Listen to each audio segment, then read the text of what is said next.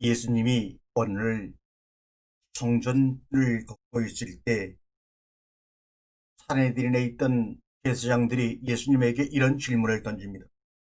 당신이 무슨 고난으로 성전에서 이러한 일을 행합니까? 누가 고난을 주었길래 이런 일을 합니까? 라고 물으니까 예수님께서는 이렇게 말합니다. 너희들이 내 질문에 답을 하면 내가 무슨 고난으로 이런 일을 말하는지 말하겠다 하면서 그들에게 질문합니다. 세례 요한이 세례를 베푼 것은 그 고난을 하늘에서 받은 것이요 아니면 사람에게 받은 것이요 라고 묻습니다. 이 질문을 받은 그 당시에 제사장과 그 무리들은 몰라, 불식이라고 대답합니다. 모른다 이 말입니다. 우리는 알지 못한다. We don't know. 우리나라 국회 청문회에서만 질문하게 되면 몰라요, 기억이 나지 않아요, 전혀 잘 모르겠습니다 라고 대답하는 것은 우리나라 국회에서만의 풍경이 아닙니다. 그 당시 예수님 생전에도 제사장들과 그 무리들은 몰라, 자기들이 질문을 답을 하게 되면 애매한 사항이 발생될까봐 몰라라고 일관하는 모습이 성경에 먼저 기록이 되어 있습니다. 이 질문은 진정으로 교묘한 예수님의 질문입니다. 세례 요한의 권세가 하늘에서 왔다는 것을 인정하게 되면 자동적으로 예수님의 신적 권위를 인정하지 않을 수가 없게 됩니다.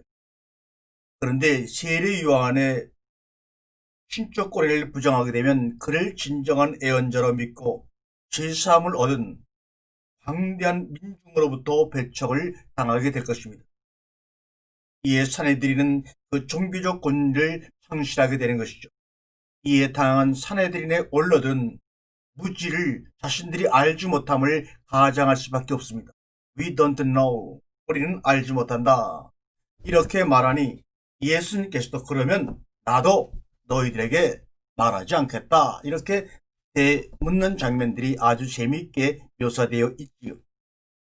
이만큼 세례는 그 당시에 굉장히 논쟁이 많았고 청천날벼락 같은 그러한 사건이었습니다.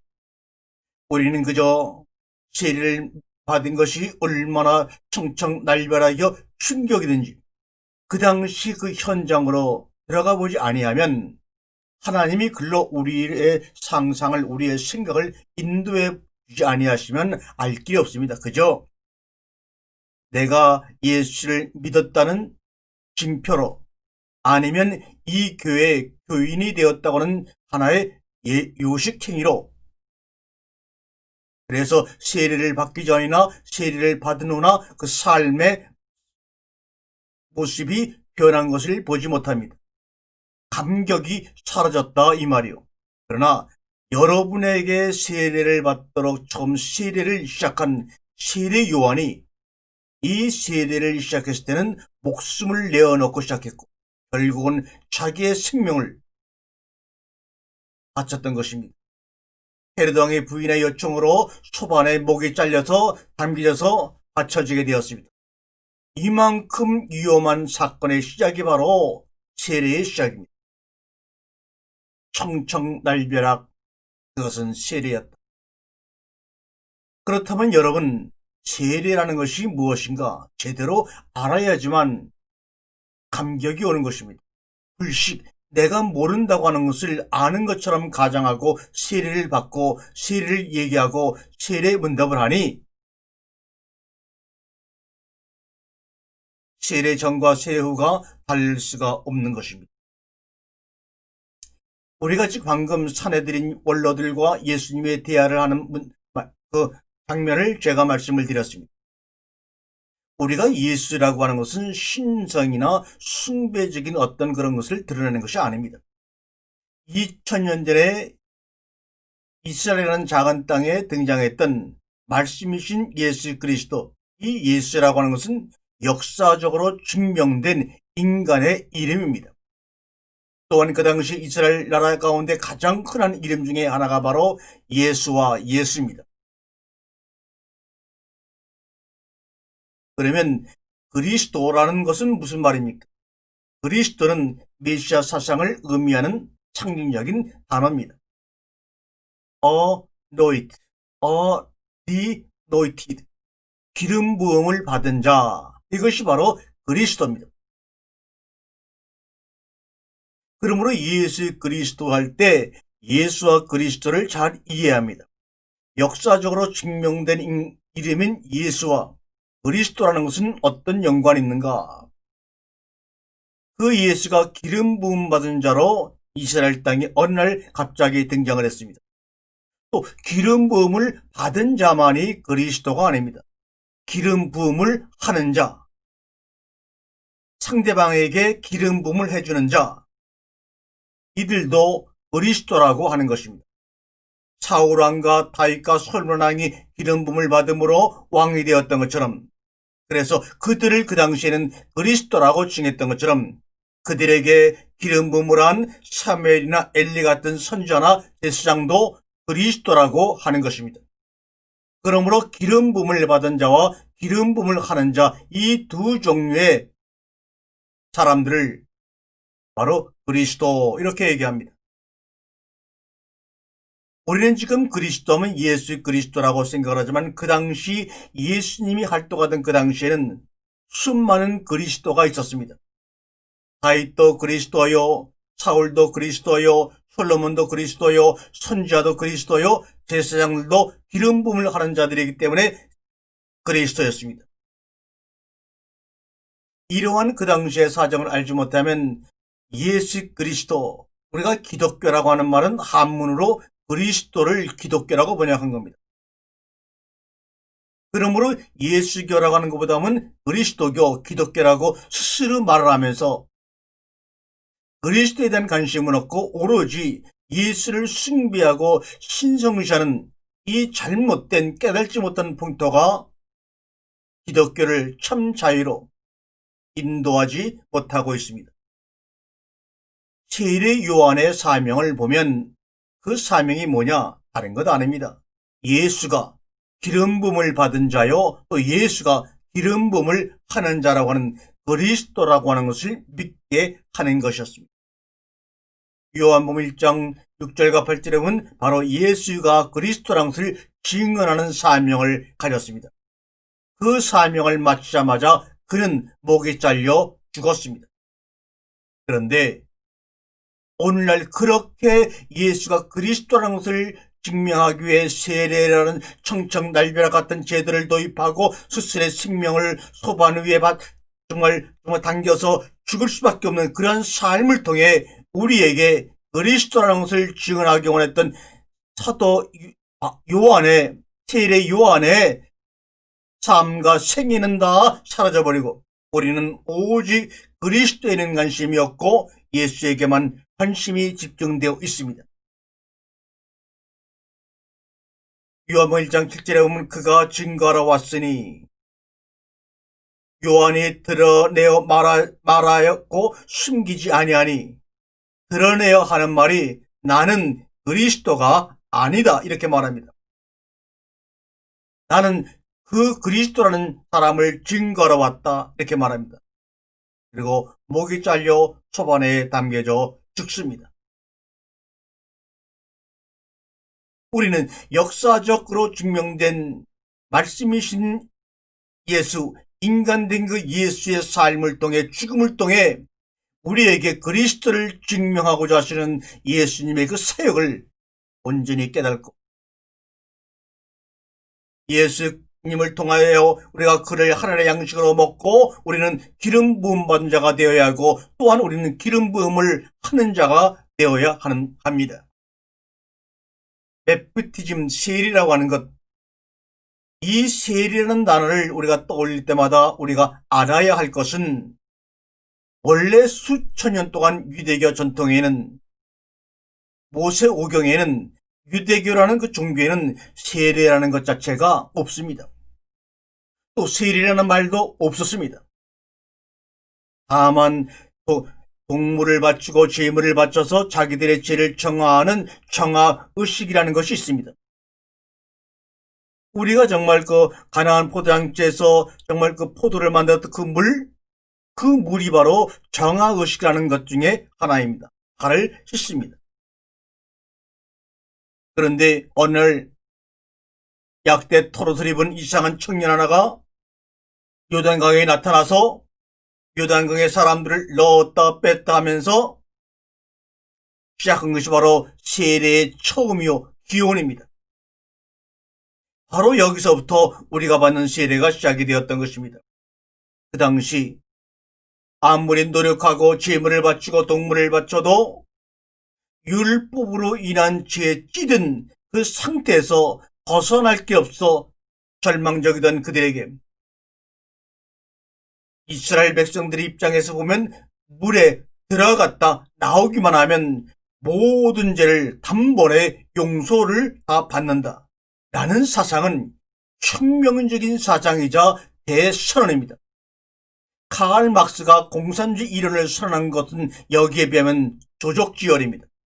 그러나 대부분의 사람은 그래서 세례요한이라는 게 율법도 모르는 놈, 하나님을 모독하는 놈, 저놈 저거 미친놈 아니야? 미친놈의 취급을 당했습니다. 이렇게 우리는 간단하게 얘기하지만 이 세례를 우리에게 이어서 죽기까지 목이 잘려 죽은 것뿐만 아니라 죽기 전까지 세례 요한이 당했던 그 모든 모욕과 수치와 상처는 감히 2000년이 지난 우리는 그 현장으로 타임머신을 타고 돌아가기 전까지는 감히 1%도 상상할 수가 없습니다. 1%도 알 수 없다고는 몰름 속에서 우리는 세례를 바라볼 때 그를 통해서 우리에게 주시고자 하는 하나님의 은혜와 경외감을 느낄 수가 있는 것입니다. 세례 요한이 우리가 알고 있는 세례를 만든 창시자이자 기원자입니다. 그런데 참 사람이라는 게 이상한 것은요. 그렇게 미친놈 하면서도 매년 동물을 잡아 죄를 용서받음으로 받는 그러한 후퇴의 모습보다는 저 사람이 미친놈인 것 같은데 요단강에 들어갔다 나오기만 하면 죄를 용서받는데 마치 인도 사람들이 겐지스 강에 들어가서 한 번만 목욕을 하거나 정화의식을 하게 되면 자신이 내 새해에는 정말 멋진 모습으로 태어날 수 있다고 하는 그 더럽고 오물이 있고 정말 우리가 감히 상상하지 못하는 그 겐지스 강에 물려드는 인도인의 의식을 우리가 이해할 수 없듯이 그 당시에는 요단강에 사람들이 엄청나게 몰려들어서 물속에 한번 당김을 받으려고 난리였습니다. 율법에 의해 지은 죄들을 해결하려면 그 율법을 통해 해결해야 하는데 그 방법은 여러분도 잘 알다시피 제물을 바치고 제사를 드리고 희생을 하고 섬기고 그러다가 또다시 죄를 지으면 다시 원점으로 돌아가서 매년 수십 년 똑같은 짓을 반복하고 그것이 과연 믿음으로 받아들인다고 하지만 가능한 일이냐 하는 것입니다. 그런데 가능하지 않은 일인데도 왜 이스라엘 백성들은 그것을 계속해서 행했을까요? 그것밖에 모르기 때문입니다. 그들을 가리키는 제사장들도 그것밖에 모르기 때문에 그것만 강요했을 뿐입니다. 불가능한 것을 가능하다고 믿고 몸부림쳐온 이스라엘 백성들에게 우리가 불교에서 말하는 갑자기 깨달은 도노의 방법을実시한 것이 바로 세례 요한의 세례라고 하는 것입니다.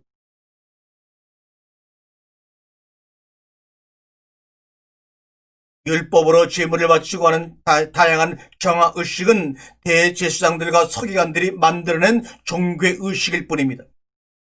그러니 너희가 하나님을 믿고 이 요단강에 한번 들어갔다 나오기만 하면 하나님이 너희 죄를 다 사해 주신다. 요한도 율법에 능통한 사람이었음에도 불구하고 그 율법에 나오지 않는 이 말을 어떻게 감히 백성들에게 할 수가 있었을까요? 이해할 수 없습니다. 알 길이 없습니다. 그러나 우리가 고백할 수밖에 없는 것은 하나님이 그를 통해 그의 생명을 받으시고 요한을 통해 우리들에게 새로운 깨달음, 하나님과 하나 되는 길을 제시해 주신 것이라고 믿을 수밖에 없습니다. 요단강에 한번 들어갔다 나오기만 하면 하나님이 너희의 죄를 다 사해 주신다. 정말로 청청 날벼락 같은 소리지요. 그런데 예수님이 이 세례를 받으심으로, 이 운동에 참여함으로 세례의 정당성이 온 나라의 사방에 입증이 된 것입니다. 하나님이 허락하신 것입니다. 예수가 세례를 받고 나오시자마자 하늘로부터 소리가 들렸지요. 마태복음 3장 16절 17절 말씀 보면 예수께서 세례를 받으시고 곧 물에서 올라오실새 하늘이 열리고 하나님의 성령이 비둘기같이 내려 자기 위에 임하심을 보더니 하늘로부터 소리가 있어 말씀하시되 이는 내 사랑하는 아들이요 내 기뻐하는 자라 하시니라. 하늘의 소리가 확증시켰습니다. 그렇게 미친놈 하면서 그 세례를 향해 모독하는 수많은 군중 가운데서 예수가 그리스도이심을 하늘이 증인이 되어 주시고 세례를 공인하게 되었습니다. 율법이라고 하는 것은 지금으로 말하면 법입니다. 롤, 바로 모세가 전한 모세오경입니다. 유대의 역사는 애굽의 식민지로부터 시작해 로마의 식민지로 끝나고 전 세계로 흩어진 역사일 뿐입니다. 종에서 시작해서 종으로 끝난 역사가 이스라엘 백성들의 역사입니다. 식민지 400년 동안 12지파는 각기 자기 나름들의 하나님을 섬겼습니다. 지금도 코로나라는 위험한 전국 속에서 신천지라고 하는 괴밀 같은 이단은 12지파를 만들어 놓고 하나님을 모욕하는 일을 서슴없이 자행하고 있습니다. 이스라엘 백성들이 애굽에서 40년 동안 식민지 생활을 하는 동안 자기들 나름대로 각 지파마다 하나님 엘이라고 하는 하나님을 만들어 섬겼습니다. 신천지의 12지파도 바로 애굽에서 종살이 하던 12지파가 섬기던 그들이 만들어낸 신을 각기 섬기고 있을 뿐입니다. 이것을 신천지에 속한 사람들은 알아야 하고 우리 교인들은 깨달아야 할 것입니다. 400년 동안 12지파는 각기들 자기들 나름대로 하나님을 섬겼고, 다시 말하면 다른 하나님을 섬겼다는 말입니다. 여호와 하나님과는 전혀 상관이 없는, 천지를 창조하시고 우리를 창조하신 그분과는 전혀 상관없는 하나님을 스스로 만들어 섬겼다 이 말입니다.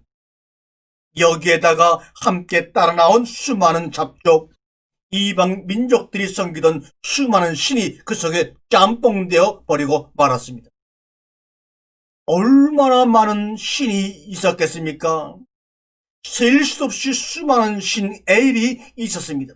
그런데 하나님은 모세에게 자신의 생각을 전하면서 그들이 섬기던 그런 수많은 엘들, 신들을 일단 인정해주고 창세기 1장 1절부터 시작을 합니다. 엘로힘, 이 말은 신들, 수많은 신들을 하나로 몽땅 신들 엘로힘이라고 하는 겁니다. 이 단어를 허락하신 것입니다. 사람들은 이렇게 진실을 직면하기가 어려우니까 그 엘로힘이라는 복수라는 신들이라는 말을 쓰신 것은 하나님의 권위가 장엄하기 때문에 그것을 인정하기 위해서 썼다고 하지만 그것은 인간들의 후의 소리입니다. 더군다나 엘로힘이라는 말은 주어인데 주어가 복수입니다. 주어가 복수라면 동사도 당연히 복수가 나와야 하는데 창세기 1장 1절에 베레시티 바라 엘로힘 할 때 이 바라라고 하는 동사는 단수입니다. 그러므로 우리가 아는 칠수안의 문법적 구조도 맞지 않습니다. 왜요? 엘로힘이란 주어를 쓰게 되면. 그런데도 왜 신들이라고 하는 엘로힘이란 말을 쓰도록 허락하셨는가? 그들이 알고 있는 것은 그런 신밖에 없습니다. 그런 신에 대한 개념밖에 없는 그들에게 다른 이야기로 시작했다가는 전혀 이해를 시킬 수 없었기에 그들이 섬기던 수많은 신들이란 그 신의 이름인 엘로힘을 그대로 그들에게 쓰면서 그들을 차차 하나하나 변화시켜 나가며 이해시켜 나가는 하나님의 인내와 소망이 우리보다 먼저 앞서 있었던 것입니다. 이런 환경 속에서 모세를 통하여 광야에서 자기를 계시하시고 창세기를 비롯한 오경을 주신 것입니다. 그때 첫 일성으로 아노키 내가 천지를 창조했다. 언제? 베레시티 태초에 라고 선언하셨습니다. 그러면서 출애굽기 3장 13절에서 자신의 이름을 감히 묻는, 피조물이 창조주의 이름을 묻는 이 엉뚱하고 모욕적인 순간에 모세에게 에위엘 아쉘 에위엘 I am that I am, 나는 나다, 나는 나야, 이렇게 말합니다. 그들이 알던 수많은 수천의 신들은 이런 적이 없습니다. 이렇게 자신의 존재를, 자신의 본질을 그대로 자신을 섬기는 자들에게 말한 신은 이전에도 이후에도 지금까지도 유일합니다. 이렇게 말씀하시면서 사람과 소통하기를 원하시는 모습을 우리가 모세오경에서 본다면 이것은 법이 아니요, 하나님과 인간의 소통의 이야기를 적은 것입니다. 애굽에서 종살하기 전까지는 우리가 아는 하나님이 아닙니다. 우리가 믿고 있는 하나님이 아닙니다. 그저 아브라함의 하나님, 이삭의 하나님, 야곱의 하나님이었을 뿐입니다. 다시 말하면 자기 가족의 하나님이었습니다.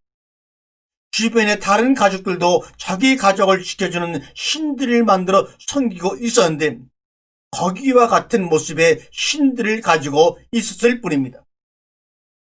당신은 다른 가족처럼 자기들을 지켜주는 하나님으로 인정하는 것 정도였습니다.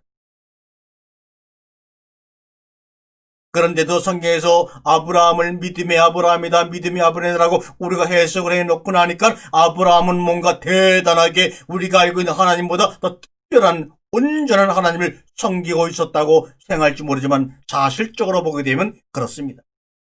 수많은 신들 중에 하나인 그저 아브라함의 신이었을 뿐입니다. 애굽의 신과는 다른, 가나안의 신과는 다른, 가나안 사람들의 신과는 다른 자기들만의 또 하나의 신, 아브라함의 신을 섬기고 있었을 뿐입니다. 후에 모세에게 주신 십계명의 배후 속에는 위와 같은 배경이 숨어 깔려 있는 것을 알아야 우리가 십계명을 이해하는 데 참으로 도움이 됩니다. 십계명이라고 하는 것은 히브리어로 아세레트, 타디브로트라는 말입니다. 라틴어로는 데칼로고스 이런 말입니다. 열이 하나다 이런 말입니다. 그 중에 첫 계명이 뭡니까? 나 외에 다른 신들을 섬기지 말라. 신들 엘로힘입니다. 여기서 신들이란 말이 창세기 1장 1절에 하나님 그 단어와 똑같습니다. 출애굽기 20장 3절에 나 외에 다른 신들을 섬기지 말라, 이 말은 너는 나 외에는 다른 신들을 내게 두지 말라 이 말이었습니다. 왜요? 그들은 수만의 신들을 소유하고 있었기 때문에 십계명의 첫 계명을 그렇게 말씀하신 것입니다. You shall have no other God before me. 우리가 히브리 원어로 이 말을 읽게 되면 하님, 이건 얼굴이란 말입니다. 하님, 내 얼굴 외에는 아헤르 엘로임, 너는 나에게 다른 얼굴을 있게 하지 말라. 이 말을 정확히 번역하면 너희들은 그분의 뒷모습을 보고 나의 뒷모습을 보고 자기들 나름대로의 다른 신을 만들어 가지거나 섬기면 안 된다 이런 말입니다. 너와 나는 서로 얼굴을 마주 대하고 있어야 해. 그렇지 않고 너희들이 얼굴을 돌려서 다른 곳을 보고 있으면 안 돼. 그러면 그것이 바로 다른 신들을 섬기는 거야, 모시는 거야, 알겠니? 이런 말이 바로 하나님 아에르 엘로힘이라는 히브리어의 본뜻입니다. 그런데 출애굽기 33장 20절에 보면은 이런 말씀이 있습니다. 그리고 다시 말씀하시기를 그러나 나의 얼굴만은 보지 못한다. 나의 얼굴을 보고 사는 사람이 없다라고 선포를 하셨습니다. 그럼 뭡니까? 방금 출애굽기 20장 11절에서는 얼굴을 보게 되면 얼굴을 보고 나를 섬겨야지, 나의 뒷모습을 보고 섬기면 다른 신들을 가지는 거야 라고 말씀하신 그분이 출애굽기 33장에서는 내 얼굴을 보면 너희는 죽어 말합니다.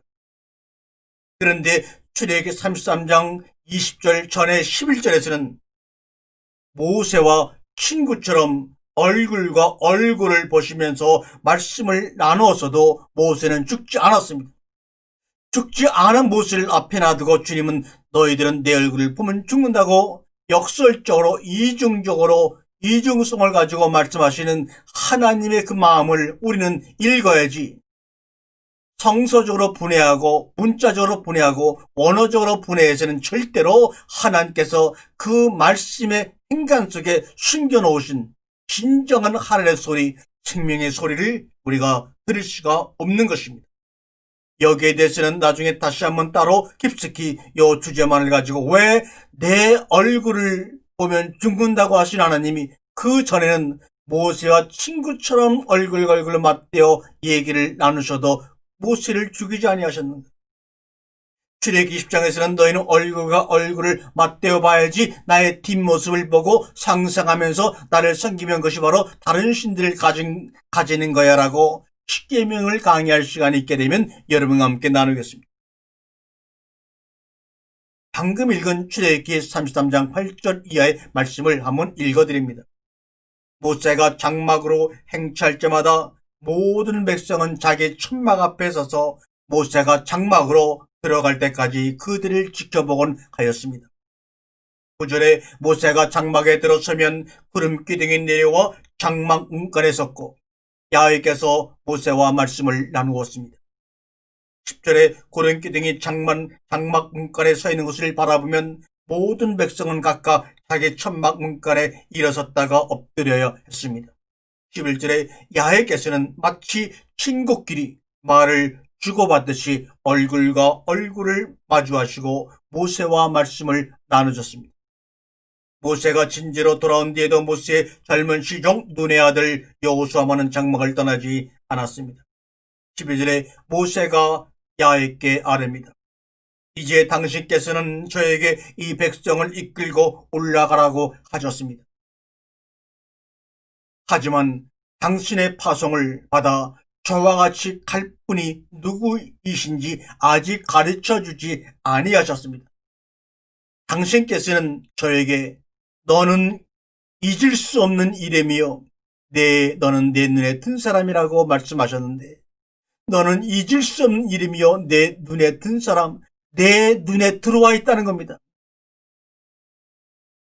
우리는 하나님과 얼굴과 얼굴을 마주대하고 살아야 하는데 뒷모습만 바라보고 가지각색의 하나님을 만들어 섬기면서도 하나님을 섬긴다고 살아가는 사람이 많습니다. 또한 사람과 사람끼리도 서로의 눈을 마주보면서 이야기하는 것 같은데 그 눈 속에는 상대가 들어있지 않습니다. 여호와의 얼굴을 바라본다고 하면서 10의 1계명을 지켜나가는 것 같은데 그 얼굴을 바라보는 너희 속에는 내 얼굴이 없고 그저 내 얼굴 속에 너희 얼굴만 있을 뿐이구나 하시는 주님의 안타까운 마음. 너는 내 잊을 수 없는 얼굴이요 내 눈에 든 사람이라고 하나님이 저에게 말씀하지 않았습니까? 그러면서 13절에 제가 정녕 당신 눈 속에 존재한다면 저의 갈 길을 부디 가르쳐 주십시오. 제가 당신을 잘 알므로써 항상 당신 눈에 들게 하십시오. 이 민족이 당신의 백성인 것을 기억하여 주세요. 야훼께서 그 모세의 말에 대답합니다. 내가 친히 너와 같이 갈 다른 사람을 보내는 것이 아니라 내가 친히 너를 데리고 가서 너를 편하게 하리라. 아멘. 모세가 야훼께 다짐합니다. 만일 당신께서 함께 가지 않으시려거든 우리도 여기를 떠나 올라가지 않게 하십시오. 이 정도의 정말 자기의 객관성을 가지고 주제를 가지고 스스로 서서 하나님과 대화하는 이런 사람들이 바로 우리가 율법이라고 비하했던 그 속에 진행되고 있는 겁니다. 이거는 율법이 아니에요. 이것은 법이 아니에요. 얼굴 속에 얼굴이 들어가 있는 그런 누구와도 분리될 수 없는 하나된 사람들의 사랑에 미루지요. 당신께서 우리와 함께 가지 않으신다면 저와 당신의 백성이 당신의 마음에 들었는지 어떻게 알 수가 있겠습니까? 함께 가셔야만 세상의 모든 백성보다 저와 당신의 백성을 우대하신다는 것이 증명이 됩니다. 야훼께서 또 모세의 말을 받아주셨습니다. 너야말로 과연 내 마음에 드는 자요, 잊을 수 없는 이름이요, 내가 청한 모든 것을 다 들어주리라. 모세가 당신의 존엄하신 모습을 보여주십시오라고 간청하자 야훼께서 대답하십니다. 내 모든 선한 모습을 내 앞으로 지나가게 하며 야훼라는 이름을 너에게 선포하리라. 나는 돌보고 싶은 자를 돌보아주고 가엾이 여기고 싶은 자는 가엾이 여긴다. 말씀하십니다. 이 말씀들이 지금 모세와의 대화 속에 나와 있습니다. 그러면서 다시 말씀하시길, 그러나 나의 얼굴만은 보지 못한다. 나를 보고 나서 나 사는 사람은 없단다. 야훼께서 이르셨습니다. 여기 내 옆에 있는 바위 위에 서 있어라. 내 존엄한 모습이 지나갈 때 너는 이 바위굴에 집어넣고 내가 다 지나가기까지 너를 내 손바닥으로 가리라. 내가 손바닥을 떼면 내 얼굴을 보지 못하겠지만 내 뒷모습은 볼 수 있으리라고 말합니다. 여기서 다른 신을 섬기지 말라 하는 다른 신이란 말이 바로 원어로 보게 되면 내 뒷모습만은 볼 수 있으리라, 이란 말입니다. 참으로 이 말에 정말 이중성에서 우리가 정말로 하나님의 심부름을 경험합니다. 이 사랑하는 사람끼리 말하는 대화를 보게 되면 옆에 사람들은 이해가 안 됩니다. 그러나 사랑하는 사람끼리는 이 말이 무슨 말인지 알지요.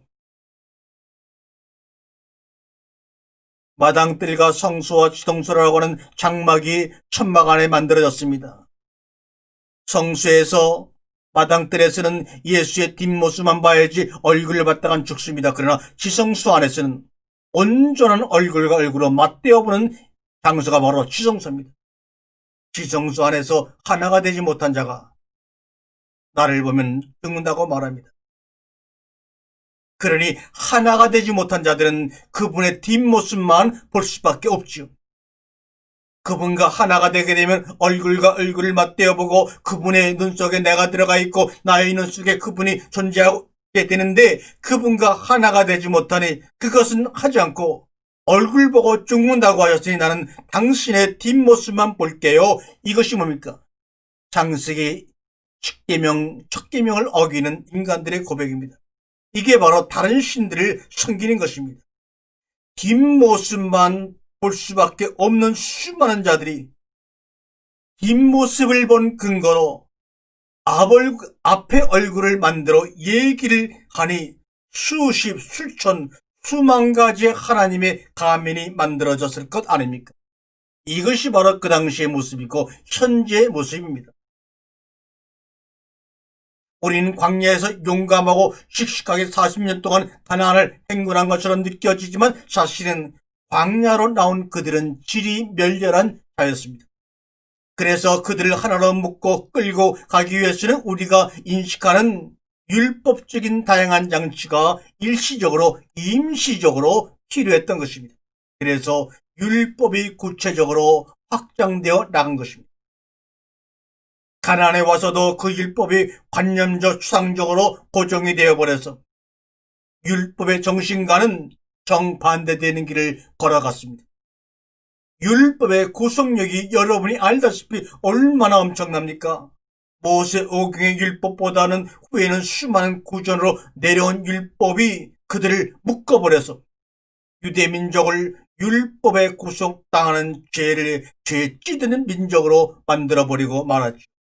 바로 그러한 시점에 세례 요한의 청청날벼락 같은 미친놈이 베푼다고 하는 세례 운동이 펼쳐진 것입니다. 그래서 상징성이 바로 요단강입니다.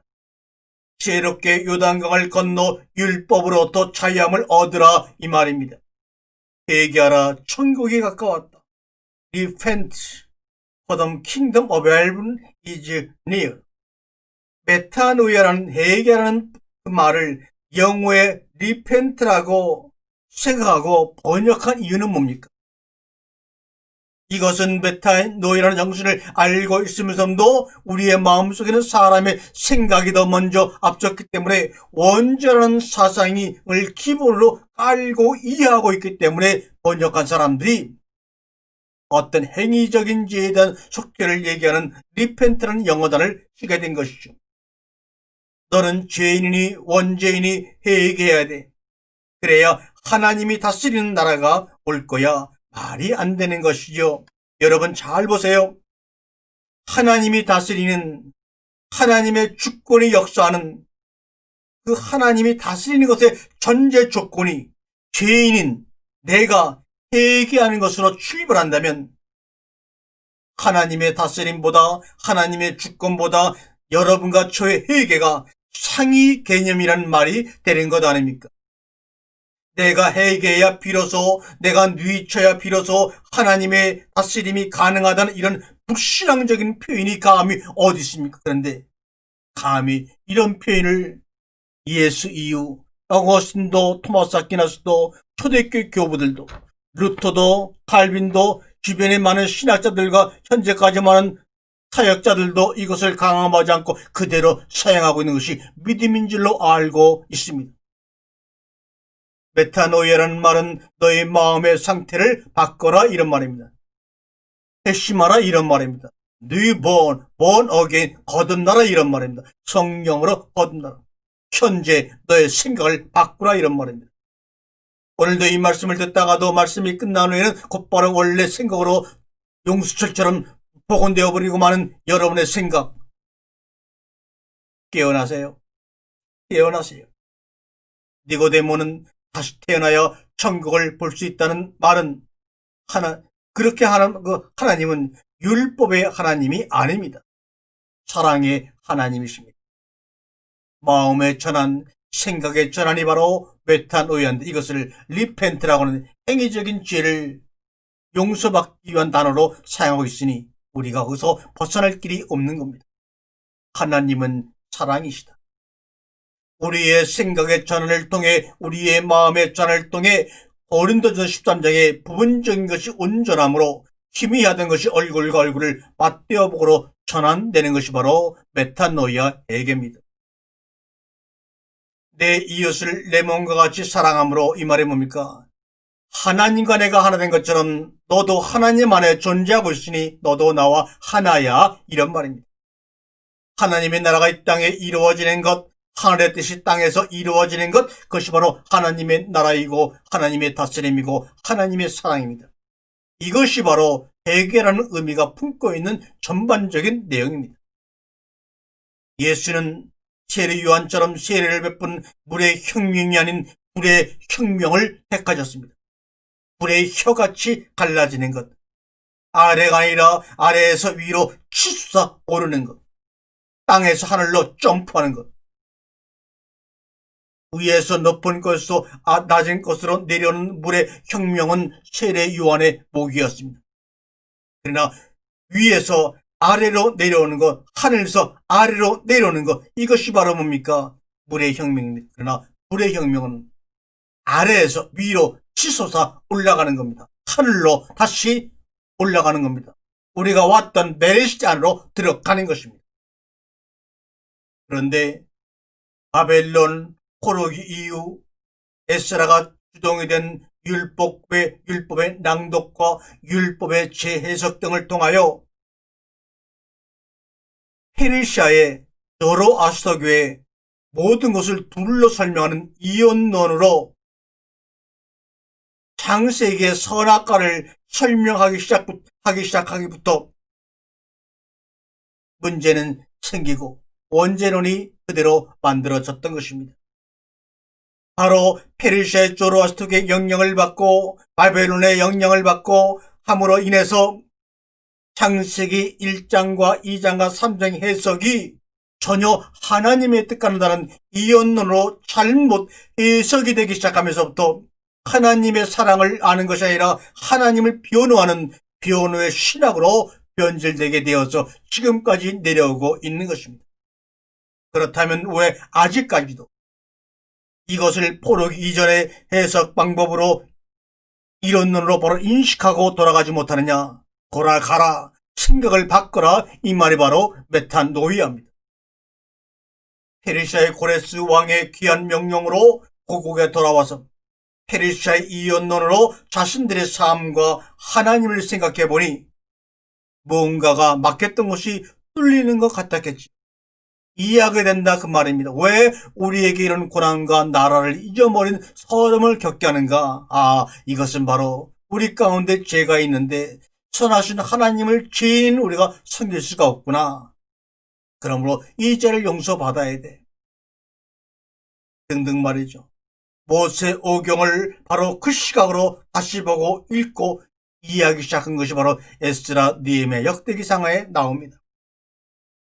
역대하, 에스라, 느헤미야 등등 하나님을 변호하는 신학으로 변질되었습니다. 인간이 하나님을 변호하기 시작했습니다. 그렇지 않으면 낙마하고 절망에 빠져서 흩어진 이스라엘 백성들, 이스라엘 민중을 그 당시 선지자들은 모을 길이 없었죠. 또한 절망과 낙심에 빠진 민중들을 수습할 방법이 없었기에 그 당시 리더들은 이렇게 하나님을 변호하는, 그래서 민중들 다독거리는, 그들의 민심을 모으는 방법으로 변질되어 사용하였던 것입니다. 뭐야? 아니, 하나님은 전능하신 분이고 우리는 그분에게 선택받은 유일한 백성인 줄 알았는데 바벨론의 마르독 신이나 페르시아의 더로아스터 신보다 우리가 믿던 하나님이 못하네? 그렇지 않다면 왜 그들에게 우리가 지배를 당하고 점령을 당하고 성전이 파괴되고 성전 내 기물도 다 빼앗기고 이런 일이 날 수가 있을까? 고대에는 나라 간의 전쟁은 바로 신들의 대리전이었습니다. 그리스에게 로마에게 완전히 나라가 멸망당하고 성전도 완전히 파괴당한 입장에서 인간들이 무슨 수로 자신들이 믿어온 하나님을 이해할 수가 있었겠습니까?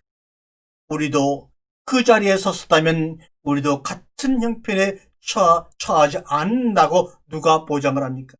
그리고 계속 그 신을 자기들의 신으로 믿을 수가 있겠습니까? 이것은 그 당시 이스라엘의 문제뿐만 아니라 현재 우리의 고민이기도 하지 않습니까? 바로 이러한 환경과 문화 속에서 AD 70년경에 쓰여진 책들이 바로 우리가 지금 복음서라고 읽고 있는 책들입니다. 나라가 완전히 사라진 시점에서 쓰여진 그 내용을 그들은 우리들이 인식하는 것처럼 복음서야, 복된 소식이야 라고 이해하고 알아듣고 묵상하고 들었을까요? No, nothing, 아니에요. 천만에요. 그 당시 마가복음, 마태복음, 누가복음, 요한복음, 요한계시록이 쓰여질 때는 우리가 인식하던 것처럼 미래의 예언을 상징하는 계시록처럼 이해한 적이 없어요. 복음서라고 하는 기쁜 소식이라고 이해할 수가 없었습니다. 어떻게 이해를 합니까?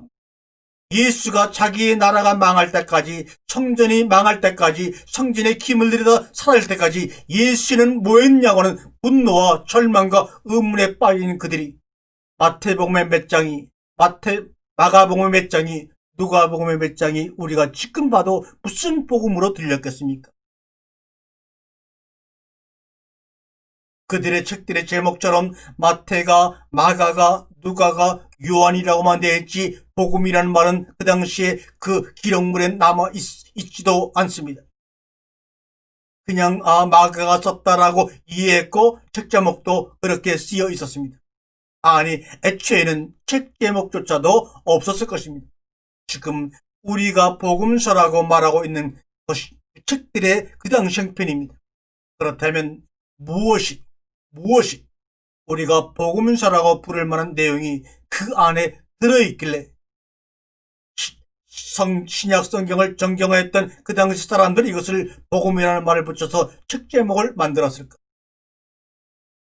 여기에 대한 궁금증은 최소한 일어나야 하지 않겠습니까? 그런데 몰랐기 때문에 궁금증이 일어날 수가 없었던 것이죠. 믿음이냐 사실이냐? 이 마태, 마가, 누가, 요한을 복음서라고 부른다면 그 안에 복음이라고 부를 만한 내용이 있다는 것을 믿음으로 받아들이냐? 그것이 사실이냐? 믿으면 그것은 복음이 아닙니다.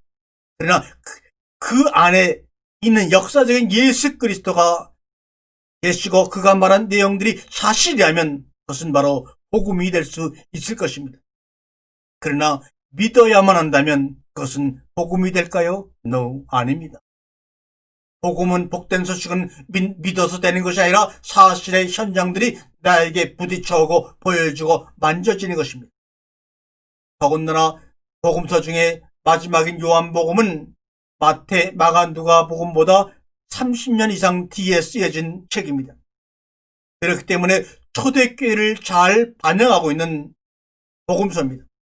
나머지 복음서는 AD 70년경 로마에게 멸망한 직후에 쓰여졌기 때문에 초대교회 사정을 반영하기에는 시기적으로 좀 빠른 책들입니다. 또한 초대교회는 유대인이 90% 이상, 이방인이 10% 정도의 비율로 구성되어 있던 교회입니다.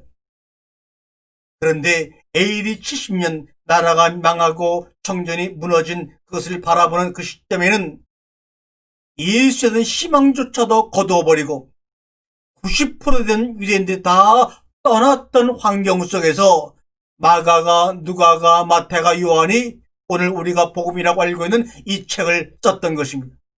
그러므로 더 이상 그들에게는 복음이 아니라는 증거가 된 것입니다. 다 떠나가고 다시 90% 이상의 사람들이 이방인들로, 헬레니즘 영향권의 사람들로 바뀐 것이 바로 초대교회입니다.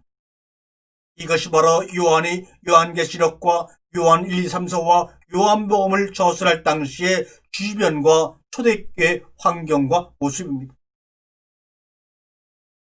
마가, 마태, 누가 복음과는 달리 요한 성생은 첫 마디부터 그들과 차별되는 언어로 시작을 합니다. 요한복음 1장 14절에 말씀이 사람이 되셔서 And the word was made flesh. 여기서 word라고 하는 이 말씀이 육신이 되셨다. 말씀이 플래시가 되었다. 여기서 육신이라고 하는 것은 온 육신이 우리와 같은 세포로 구성된 것이 아니라 말씀이었다 이 말입니다. 우리 가운데 거하심에 and dwelt among us. 우리 가운데 온 전체가 말씀으로 구성되어 있는 그분이 우리 가운데 거하셨다. 얼마나 엄청난 말입니까? 태초에 말씀이 계시니라. 이 말씀이 하나님을 향하여 계셨고 이 말씀이 하나님이다. 그런데 그런 분이 말씀이 사람이 되셔서 오늘날 우리 가운데 거했다. 이것이 사실이라면 분명 100%, 120% 복음입니다. 그러나 이것을 믿어야만 한다면 복음은 아닙니다. 율법과 은혜의 차이점은 어디에 있나요? 어디도 갈 수 없는 광야 내내 더군다나 한 텐트, 좁은 텐트 안에서 아버지와 아들과 딸과 딸들, 아들과 아들이 함께 혼숙했던 그 상인이 얼마나 어려움이 있겠습니까? 그래서 그 속에서 아주 우리가 생각하지 못하는 갖가지 성적인 문제들이 발생되고 근친상한이 발생되었던 것을 알고 있습니다. 그래서 성적인 문제에 대한 엄격한 율법이 만들어질 수밖에 없었던 것입니다. 우리처럼 남녀가 유별하여 직구조 자체가 남녀가 부부가 부모 자식 간이 떨어진 구조의 삶을 살아온 우리들의 삶이 그들의 천막의 삶을 상상이나 할 수 있겠습니까? 왜 모름이 은혜라는 것을 인정 안 합니까? 아는 척하지 마세요. 율법은 바깥에서 안으로 가해지는 겁니다. 해서는 안 되는 것. 율법은 타부의 책입니다. 그러나 은혜는 내면에서 안에서 바깥으로 넘쳐 흐르는 겁니다. 하나님과 소통할 수 있는 빛입니다. 그리고 진리를 받습니다. 요한복음 1장 18절에 누구도 하나님을 본 사람 없다. No one has ever seen God. 누구도 하나님을 No one seen God, 하나님을 본 사람이 없다고 말합니다. 그런데 아버지 품속에 있는 독생하신 하나님이 나타나셨느니라. 이 말은 예수가 하나님을 드러나게 하셨다. 예수가 하나님을 알게 하셨다 그 말입니다. The only Son who has made him known. 예수가 유일한 독생자 only Son이 made him known, 그를 알게 하였다. 성경서 말하는 사랑은 행위로 하는 것 말하는 것이 아니라 하나님을 아는 것이요 하나님과 소통하는 것을 사랑이다 말합니다. 거울로 희미하게 보던 그 하나님을 얼굴과 얼굴로 보는 것입니다. 부분적으로 아는 것에서 온전한 것으로 아는 것입니다. 그 이유는 하나님 스스로가 사랑이라고 천명하셨기에 얼굴과 얼굴로 맞대어 알 수밖에 없고 온전하게 알 수밖에 없는 것입니다. 이것이 바로 고린도전서 13장에서 사랑이란 내용의 전부입니다. 하나님은 절제자이십니다. 어느 와도 비교할 수 있는 상대적 비교가 안 되는 분입니다. 절대자 하나님이 육신을 입고 상대적으로 오신 분이 바로 독생자 예수 그리스도 only Son입니다. 그분을 통해서만이 made him known, 하나님을 알 수가 있습니다. 아무리 어떠한 모습으로 살든지 어떠한 모습으로 나타나셨든지 상관이 없습니다. 왜요? 당신은 로고스화된 사람, 창조된 자이기 때문입니다. 우리가 어떤 모습으로 살든지 육신이 있고 이 땅에 오신 예수 그리스도가 우리 가운데 거하고 있다면 여러분이 어떤 모습으로 살든지 나타나든지 여러분은 로고스화된 사람, 창조된 자이기에 여러분이요 당당하게 생을 걸어나가세요. 그런데 이런 것을 알지 못하고 그 속에 들어가 있지 않는 사람들은 아버지의 집을 더럽히는 사탄의 자식이요 독사의 자식이라고 주님의 책망을 듣고 있습니다. 지금도 혹시 우리는 이단들을 욕하면서도 우리 스스로 함께 힘을 앞에 열심히 하나님의 성전을 더럽히고 있지는 않은지 다시 한번 내 자신과 우리의 교회를 돌이켜봐서 우리의 교회가 몸된 성전으로 바꿔가는 메타노의 역사가 일어나야지만 이 땅에 하나님의 나라가 이루어집니다. 개중에는 제가 목회를 마치고 아무 건물궤도 없이 정말 작은 공간에서 이 하나님의 말씀을 나누니까 네가 스스로를 변명하려고 그런 말을 하고 있는 거 아니냐라고 찾아봐 비난하는 사람도 있을 줄 압니다. 아닙니다. 주님이 분명히 말씀하셨죠. 솔리몬이 만든 정말 영화로운 예루살렘 성전도, 바벨론 포로인데 복귀된 니에미아 성전도, 헤롯 왕이 이스라엘 백성들의 민심을 살려고 지었던 엄청난 헤롯 성전도 다 부서지고 멸망되고 이 땅에 존재하지 않습니다. 왜요? 예수 그리스도가 몸된 성전으로 우리 가운데 거하셔서 우리를 자신의 성전으로 만들기 원해 십자가에 돌아가심을 알면서도 우리는 우리 자신의 몸된 성전을 하나님의 성전으로 만들어가지 않고 함께 시물 앞에 건물을 짓고 빚을 내서 공정하게 지음으로 사람의 관심을 끌려고 하는 그 더럽힘을 나고 있는 독사의 자식들은 아닌지 우리 한번 스스로 하나님 앞에 겸비한 자로 자신을 돌이켜봐야 합니다. 마태복음도 족보로 시작합니다.